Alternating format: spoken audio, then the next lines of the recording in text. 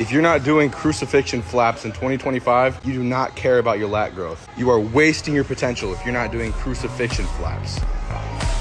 Everybody tap in.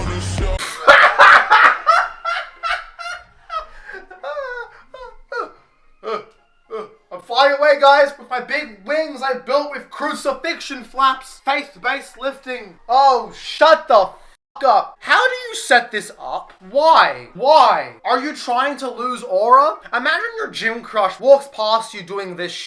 Minus 1 million aura. He built these lats doing only crucifixion flaps. No, he didn't.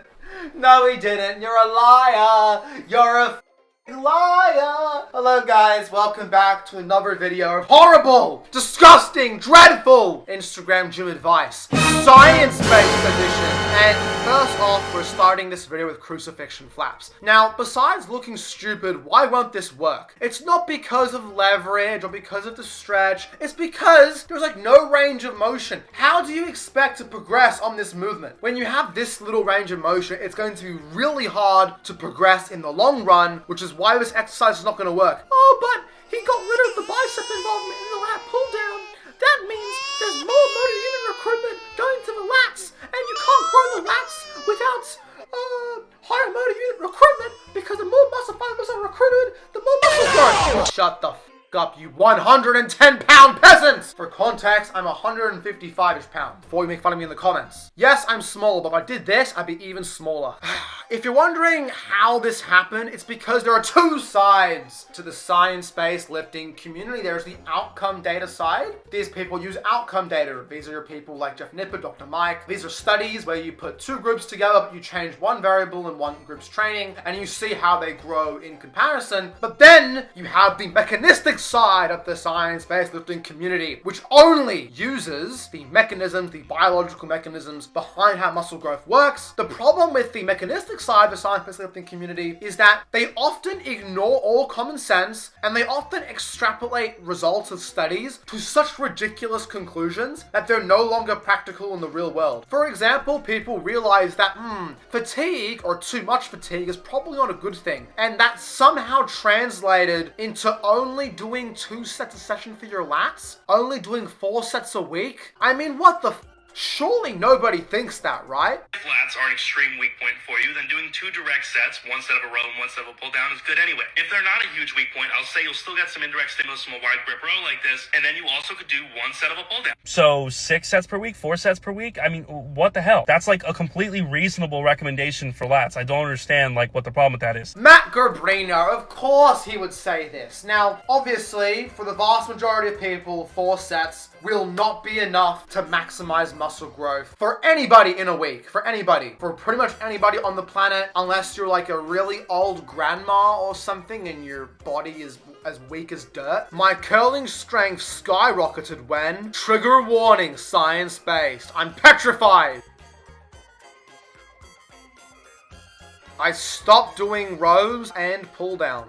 It's the same guy! Oh, this is awesome. This is so good. This video is gonna get so many views and so many likes and so many subscribes. Now, I'll probably get to like 300 views, but still, this is funny. This could cause growth in your lat. It's just really awkward for no reason. And will not doing pull downs grow your biceps more? No, not really, because your biceps will still get some growth from your pull downs and your rows. So if you get rid of them, you're probably actually gonna hurt your gains, maybe. Performing them prior to your curls will limit your ability to curl later on. If you curl to failure and you expose the muscle to a high enough degree of mechanical tension, it does not matter. And if you really want to, you can put your biceps first in your workout, or if you're gonna follow a push-pull leg split, for example, you can just put biceps on your push day and tries on your pull day and be just fine. If you program intelligently and you figure out what works for you, then you can do both curls and pull downs and be perfectly fine.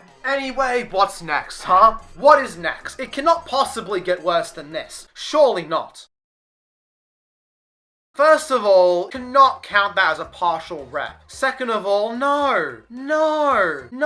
I saw a video by one of his coaches recently, and he basically says that science-based lifters just kind of copy and paste the same ideas and then usually rage bait them to be ridiculous. And He's right. Why will these 2 reps not stimulate more hypertrophy than 8 to 12? Any rep range from about 5 to 30 can produce maximum muscle growth. The reason why these 2 reps are not enough theoretically or even practically to produce maximum muscle growth is because of the stimulatory reps model, which postulates that the last 4 or 5 reps close to failure are the ones that stimulate pretty much all the growth. You can't just do 1 rep of bicep curls and expect to achieve maximum results. That's not how it works. I don't ever go above 3 reps in order to manage fatigue. At first, it was 4 to 6. Now it's don't go above 3 reps. And recently, I've actually been seeing people promoting the idea of only doing isometrics. What's next? Not going to the gym at all?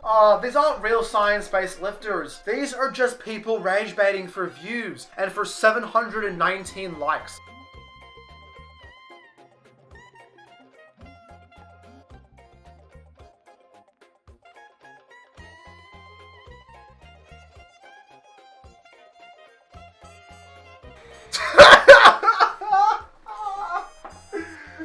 Oh my god! The low rep thing has gone too far! I'm pretty sure this is the same guy. I didn't know this was the same guy before recording. I genuinely did not know. But yeah, isometrics aren't that good for muscle growth. I know theoretically they can produce enough mechanical tension, but you're never really close to failure, and practically speaking, you're not going to grow from isometrics. But if the trend has gotten to the point where we're doing 0 reps now, how do you know you've reached failure with isometrics? That's the thing. You don't know. Oh my god, I have so many more videos saved, but I think we're going to watch one more, because if we watch any more than that, my brain is going to melt.